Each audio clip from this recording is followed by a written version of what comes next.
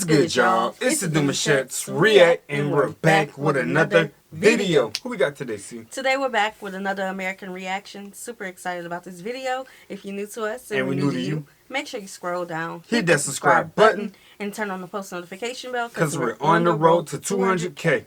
And we cannot get there without you guys, alright? Join the family. Without further ado, let's get into the video. Let's get it.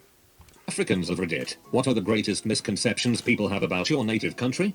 95% of Moroccans, Algerians, Tunisians do not live in the desert we live and have always lived in the extreme north. Plus, most people here have never been to the desert before. It always baffles people when I tell them this. An additional fun fact, at least a third in Morocco, and a quarter in Algeria, do not speak Arabic as their first language. They speak Berber, and identify as such, which is the native language of North Africa, except most of Egypt, with around 20 million speakers worldwide. I moved to Kenya when I was in 4th grade and moved to the US in the 8th grade. People were shocked I knew what a pizza was. I was also asked if I lived in a hut on a tree. It was a very genuine question, and the middle school I went to was one of the top public schools in the Maryland. I like that they assumed the hut had to be in a tree, but then I thought like a middle schooler and I was like, lies. That's worse. Duh. A hut I heard in a this tree? story from a Kenyan. Yeah, but These are 8th graders. yeah, middle school. They're not thinking about this. They think they know everything. Oh, they about to be in high school after this, you know what I'm saying? So they hear what they're like, yeah, gotta figure it out, bro. Yeah, and kids, they will hear one little snippet of something on the TV and take it out of context and blow it out of proportion. What? Kids are brutal. Yeah. They are. Mm-hmm. Sorry for everybody who had a bad experience with the kids. Imagination on 100 still. Yeah. Yeah. Huts in the tree is crazy. And her American husband. Lots of Christian mission groups want to go visit Kenya to help convert the masses, and one of their go-to tactics is to bring some sort of American food as a gift to help win over their hearts. A very popular gift item is peanut butter. They are surprised to find out that peanut butter is stocked in all the grocery stores, just like it is in the USA. I'm Australian. We had an American exchange student stay with us. She brought us a jar of peanut butter as a gift and was surprised you could get it in Australia. Admittedly, this was in the 90s, so our image overseas was probably from Crocodile Dundee. Kenya as a gift. that Africans know the local languages and a little English. Most people here are fluent in at least 3 languages: native language, Swahili, and English. Anyone below 20 years is likely to have studied French too. It's a recent addition. And no, Africa is not a country. South African here. The first time I traveled to America, LA to be exact, one of the first questions I was asked was if I had ever had pizza before. Pizza? South Africa performed the first successful heart transplant. We've had the nuclear bomb. And yes, we have had a chain of Pizza Huts, among other brands, for decades. Speaking of nuclear weaponry, when I explained, South African 2BTW, that we developed nuclear weapons to someone, they were shocked and said, I thought South Africa was all desert and poor. There's lots of rainforests in Africa. It even snows. Nigeria. Too many to address at once, so I'll just address one. Boko Haram is a very new thing. Nigeria is divided by tribe and by religion. The majority of the Christians are in the south, and the majority of the Muslims are in the north. There are disagreements, intolerance and clashes from time to time, but for the most part everybody just handles their business. Boko Haram came about in 2002. Prior to that, as someone that spent 20 years in Nigeria growing up, hearing about bombings and terrorist attacks propelled by Islamic extremists was something we watched on the news happening in other countries. When I tell people my family is still in Nigeria, the first thing they ask me is if they are safe and if they have to hide from Boko Haram. Boko Haram has strongholds in the north, especially in Borno State. That is Oh, they wasn't even done. Hold on. so far from the major hub of Nigeria, Lagos, that it's like asking someone in Florida if they're concerned about what's going on in Montana. People in Nigeria are working, going to school, going to movies, having birthday parties, going to the beach, getting married, turning up on Snapchat, posting on Instagram, getting pedicures, doing normal human things. That's the power of the media, man. Okay, so I'm not even going to repeat the name, but I remember when that came out, that was plastered everywhere. Even I was scared, and maybe I was in the United States. I remember that vividly. That was plastered everywhere. You couldn't go because my dad always keep it on the news or on the Congress station. I forgot what it's called. My daddy watched all this stuff, the politics and all that. And it was just always on the news every day. And yeah, that I could see how they had that one come about. Yeah, that's how it is on the news, though, brother. They tell you everything. And sometimes they keep it on there for weeks just so you can get the message. Weeks. That's the media, though. That's the media for you. Yeah. So far, this is like just children. I would love to see, well, hear adult conversations. Yeah. But the single story picture of Nigeria that makes the US news regularly is Boko Haram. Kind of like the crashed planes thing. If you only ever learned about planes from the news, you would think 100% of planes crash or go missing. It just goes to show how much the news can control how we see the world. I've had people try to correct me, telling me that no, I am not from Ghana, West Africa, but that I'm from Guyana, South America. Oh, okay, thanks, but I always get my homeland mixed up. Guyanese here, we feel your pain. You don't look African. Also, we get our mail sent to you by mistake sometimes, so it ends up 4 months late. Oh, Sudan here, we don't hunt for our food. We go to the mall and supermarkets. I know it sounds stupid, but you would be surprised to hear how many people believe that. That Nigerians are all internet scammers. It's not all Nigerians, just corporates. My GF is from Zimbabwe and she has to constantly remind people that she's not African American, she's just African. I live in Nairobi, Kenya, and when I recently went back to Europe to meet up with friends, they all asked me questions like what does it feel like to live without Wi-Fi or how do you even get to school? These are some of the most stupid questions. People have to understand that it isn't totally different and that a lot of things are the same. P.S. They also didn't believe me when I told them there's KFC here.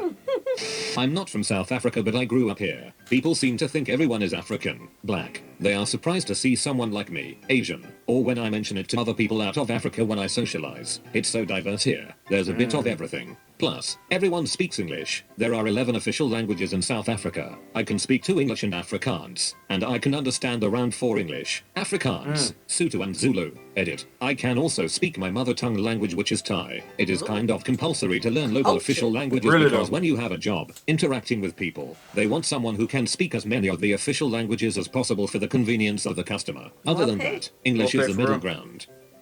I'm from Kenya. People are surprised I speak fluent English when I tell them it's in fact a language I've spoken all my life besides Swahili. You can see the look of surprise on their faces.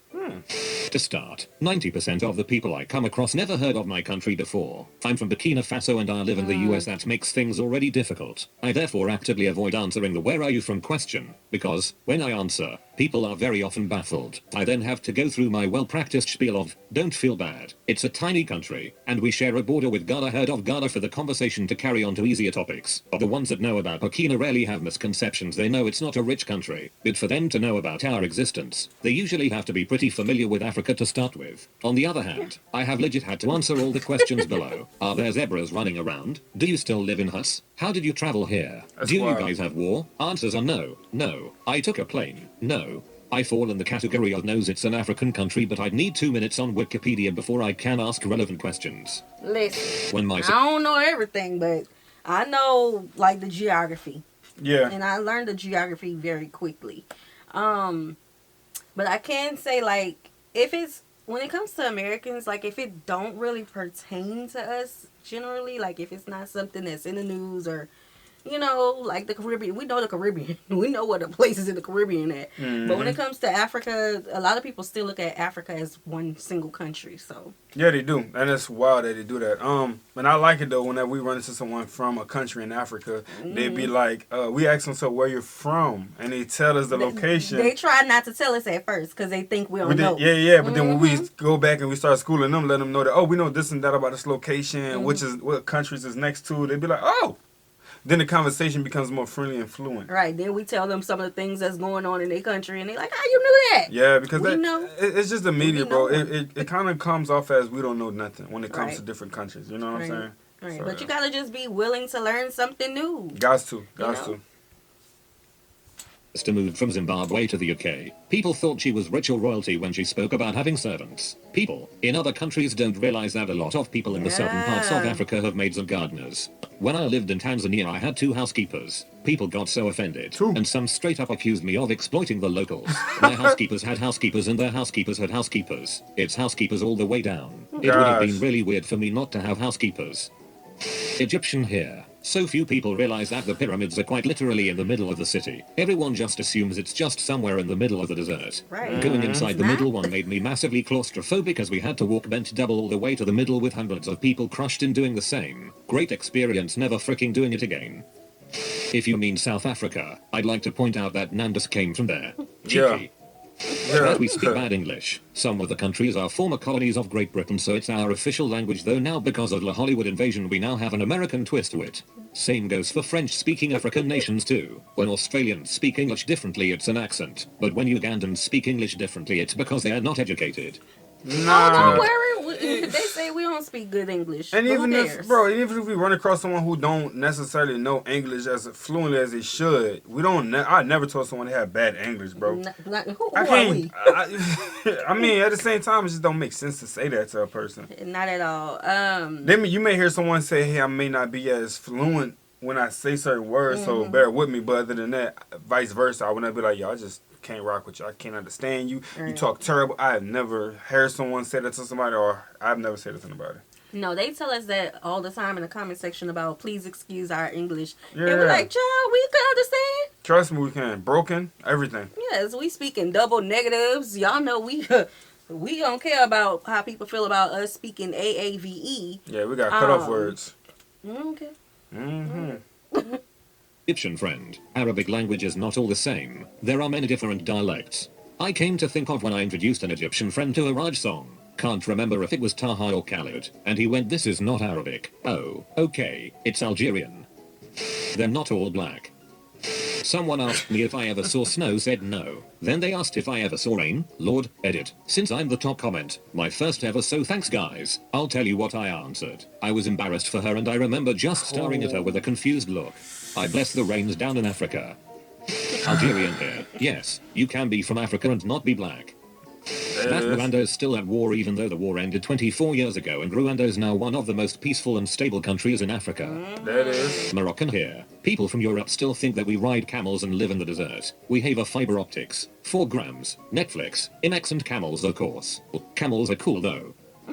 Ethiopian. Bro, it's like whenever people have to get schooled on what Africa consists of, the boss up level of what the response is from people from Africa, different countries, is so crazy, bro. Because some people really don't have no knowledge of how beautiful, you know, the continent is and what it has. You know what I'm saying? They really don't know. So yeah, what it has to offer. And like when you look at it through a different lens than the lens that you were told to put on, you see that they, in a lot of areas and a lot of things, they're more developed in some areas than we are. Oh man, the futuristic ones too.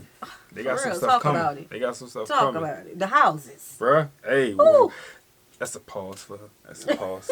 The That's couple heavy. that we speak Ethiopian. The official language is Amharic, and there are many dialects, none of which are called Ethiopian. I assume this is particularly offensive to families who speak other languages. That is, Tigrinya, or Oromo. That everyone is starving and unhappy. No, even my family that lived in a mud house, Dad's family, was happy and decently fed. You don't need much to be happy, of course. Now that my dad's been in America a couple decades, he complains about internet speeds like the rest of us. That it's in the desert. This one is actually partly true. However, the capital, Addis Ababa, is on the Ethiopian highlands. It's 2,300 meters, 1.4 miles, above sea level and has a quite lovely climate. Highs in the 70s, lows in the 50s and 40s. Never goes above 90, though I've heard it can reach freezing. The highlands cover about 70%ish of Ethiopia. There are 3 different climates in Ethiopia, one of which has, depending on the year, the hottest place on earth. Oh, and also we're the birthplace of coffee. More fun facts. We also tell time differently. When the sun rises it's approximately 1 a.m. and when it sets it's 1 p.m. Since there are approximately 12 hours of sunshine daily throughout the year, we can use this system, though it's confusing for international business. We also have 13 months comprising of 12 months of 30 days and 1 month of either 5 or 6 days. Oh, it's also different out currently 2010, and the new year starts on either the 11th of September or 12th on our calendar.